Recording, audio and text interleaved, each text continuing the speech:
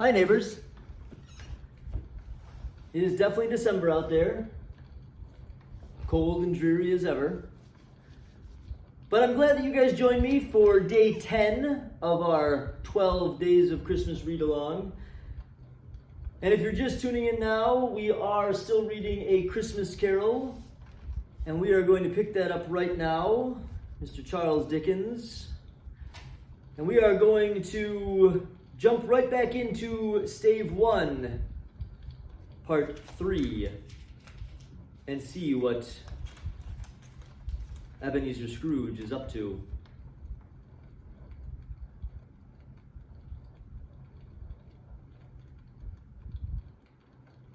The same face, the very same.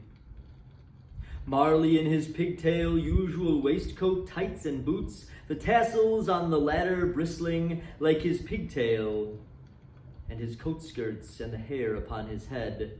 The chain he drew was clasped around the middle. It was long and wound about him like a tail, and it was made, for Scrooge observed it closely, of cash boxes, keys, padlocks, ledgers, deeds, and heavy purses wrought in steel. His body was transparent so that Scrooge, observing him and looking through his waistcoat, could see the 2 buttons on his coat behind. Scrooge had often heard it said that Marley had no bowels, but he had never believed it until now. No, nor did he believe it even now. Though he looked the phantom through and saw it standing before him, though he felt the chilling influence of its death-cold eyes and marked the very texture of the folded handkerchief bound about its head and chin, which wrapper he had not observed before, he was still incredulous and fought against his senses. "How now?" said Scrooge, caustic and cold than ever. "What do you want with me? Much?" Marley's voice, no doubt about it. "Who are you? Ask me who I was." "Who are you then?" said Scrooge, raising his voice. "You're particular for a shade." He was going to say, to a shade, but substituted this as more appropriate. "In life, I was your partner, Jacob Marley." Can you sit down?" asked Scrooge, looking doubtfully at him. "I can." "Do it then." Scrooge asked the question because he didn't know whether a ghost so transparent might find himself in the condition to take a chair, and felt that in the event of its being impossible, it might involve the necessity of an embarrassing explanation. But the ghost sat down on the opposite side of the fireplace, as if he were quite used to it. "You don't believe in me," observed the ghost. "I don't," said Scrooge. "What evidence would you have of my reality beyond that of your senses?" "I don't know," said Scrooge. "Why do you doubt your senses?" "Because," said Scrooge, "a little thing affects them. A slight disorder of the stomach makes them cheats. You may be an undigested bit of beef, a blot of mustard, a crumb of cheese, a fragment of an underdone potato. There's more of gravy than of grave about you, whatever you are." Scrooge was not much in the habit of cracking jokes, nor did he feel in his heart by any means waggish then. The truth is that he tried to be smart as a means of distracting his own attention and keeping down his terror, for the specter's voice disturbed the very marrow of his bones. To sit staring at those fixed, glazed eyes in silence for a moment would play, Scrooge felt, the very deuce with him. There was something very awful, too, in the specter's being provided with an infernal atmosphere of its own. Scrooge could not feel it himself, but this was clearly the case, for though the ghost sat perfectly motionless, His hair, its skirts and tassels were still agitated as by the hot vapor from an oven. "You see this toothpick?" said Scrooge, returning quickly to the charge, for the reason just assigned, and wishing, though it were only for a second, to divert the vision's stony gaze from him. "I do," replied the ghost. "You are not looking at it," cried Scrooge. "But I see it," said the ghost, notwithstanding. "Well," returned Scrooge, "I have but to swallow this, and be, for the rest of my days, persecuted by a legion of goblins, all of my own creation. Humbug, I tell you. Humbug."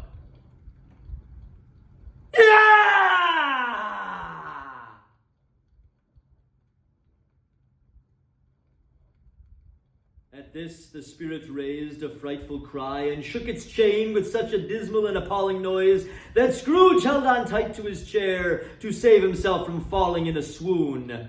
But how much greater was his horror when the phantom, taking off the bandage round its head, as if it were too warm to wear indoors, its lower jaw dropped down upon its breast. Scrooge fell upon his knees and clasped his hands before his face. "Mercy!" he said. "Dreadful apparition! Why do you trouble me?" "Man of the worldly mind," replied the ghost, "do you believe in me or not?" "I do," said Scrooge. "I must. But why do spirits walk the earth, and why do they come to me?" "It is required of every man," the ghost returned, "that the spirit within him should walk abroad among his fellow men, and travel far and wide, and if that spirit goes not forth in life, it is condemned to do so after death. It is doomed to wander through the world, oh, woe is me, and witness what it cannot share, but might have shared on earth, and turned to happiness."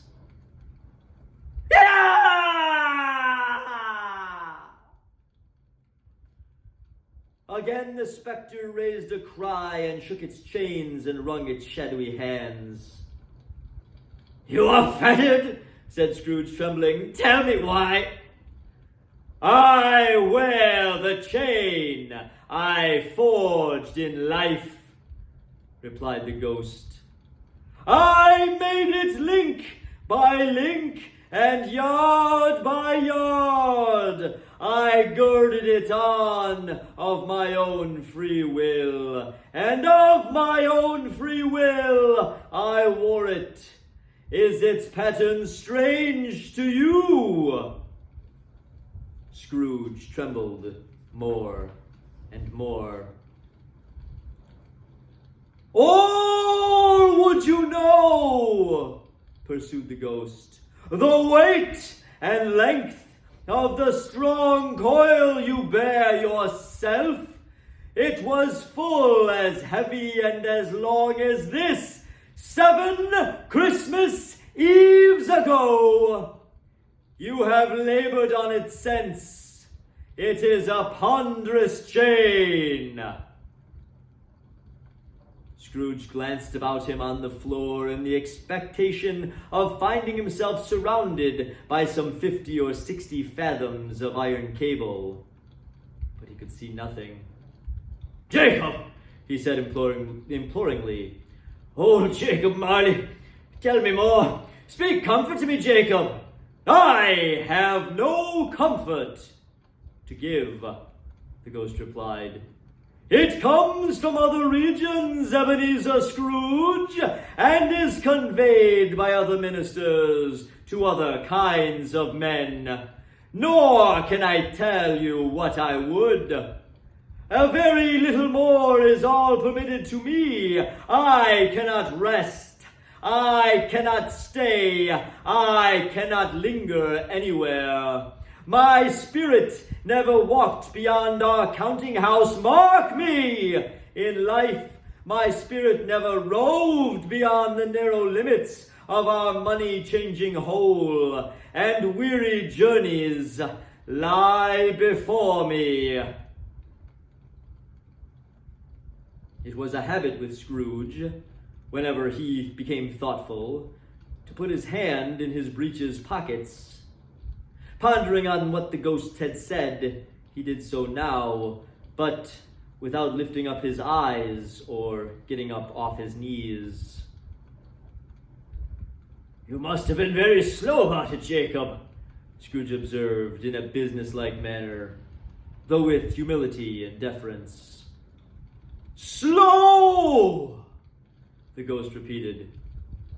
"7 years dead," mused Scrooge, "and traveling all the time." "The whole time," said the ghost. "No rest, no peace, incessant torture of remorse."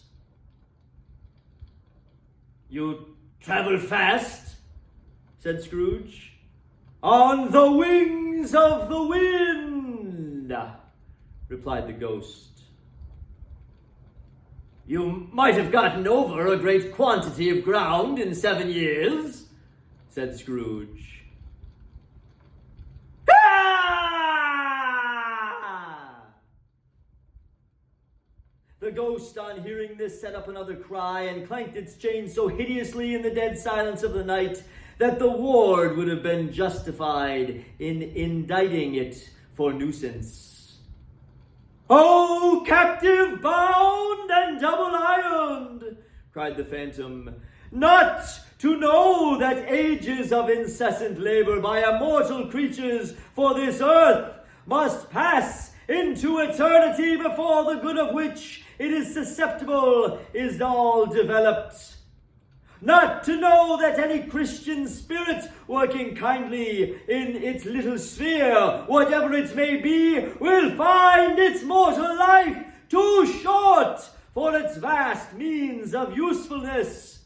Not to know that no space of regret can make amends for one's life's opportunities misused. Yet such was I. Oh, such was I." "But you were always a good man of business, Jacob," faltered Scrooge, who now began to apply this to himself. "Business!" cried the ghost, wringing its hands again. "Mankind was my business.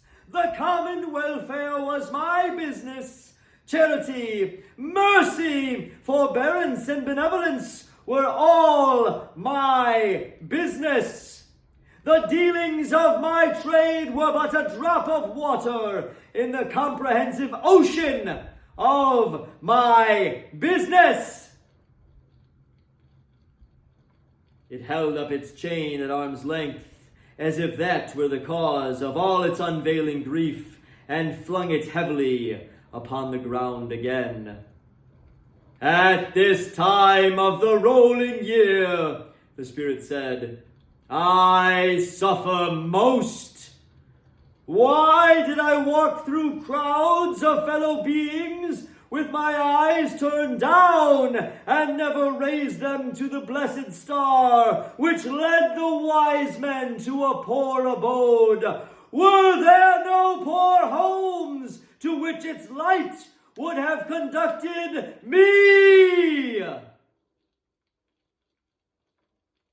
Scrooge was very much dismayed to hear the spectre going on at this rate, and began to quake exceedingly. "Hear me!" cried the ghost. "My time is nearly done."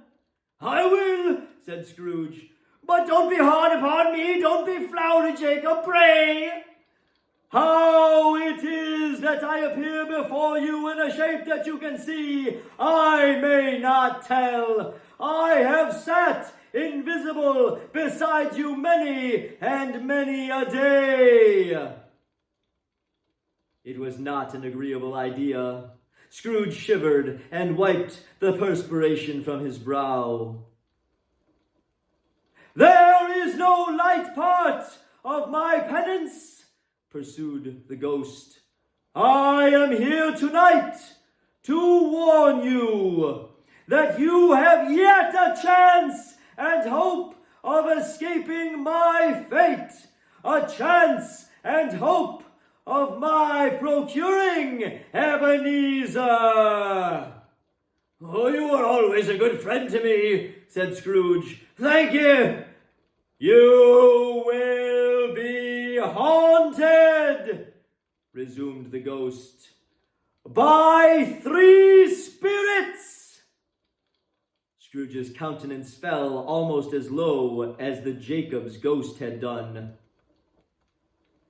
Is that the chance and hope you mentioned, Jacob? He demanded in a faltering voice. It is. I think I'd rather not, said Scrooge. Without their visits, said the ghost, you cannot hope to shun the path I tread, except the first tomorrow, when the bell tolls 1.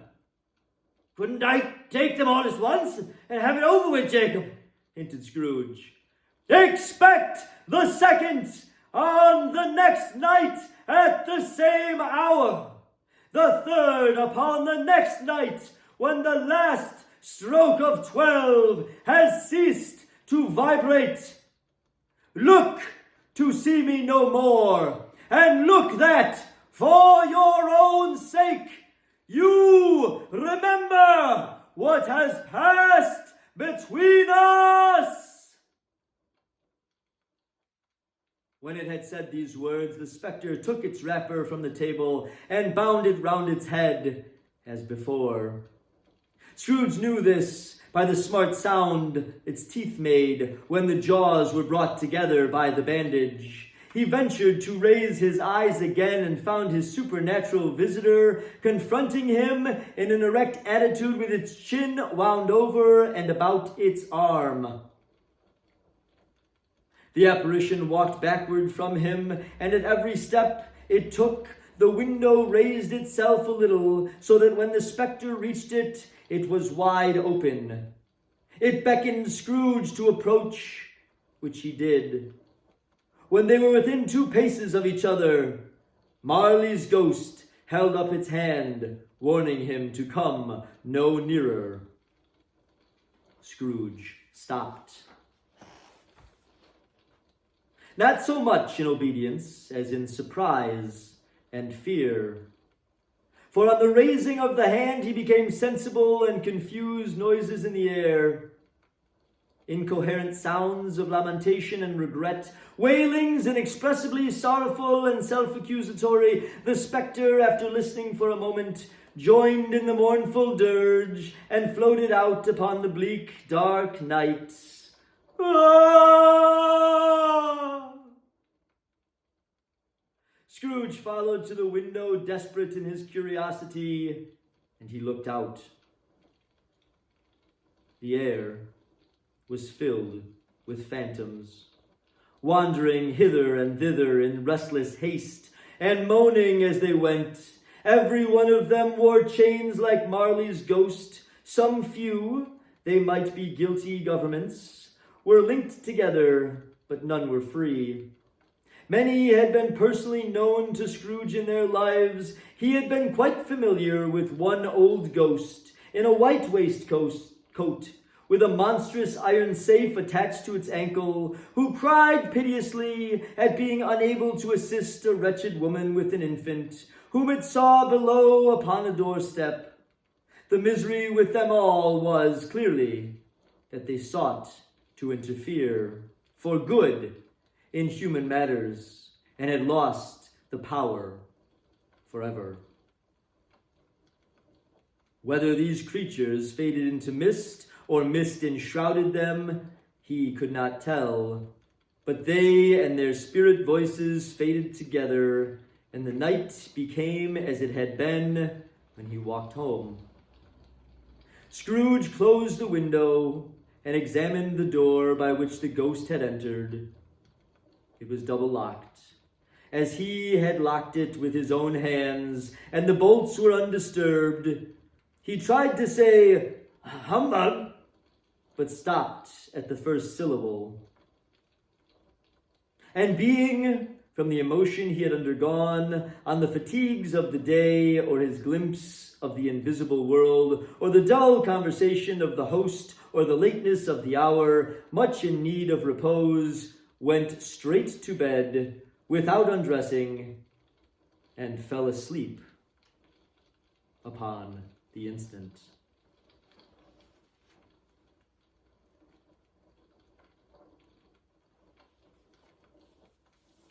And we will stop there at the end of stave 1 of A Christmas Carol by Charles Dickens. And I hope you enjoyed day 10 of our 12 Days of Christmas read-along. I certainly did.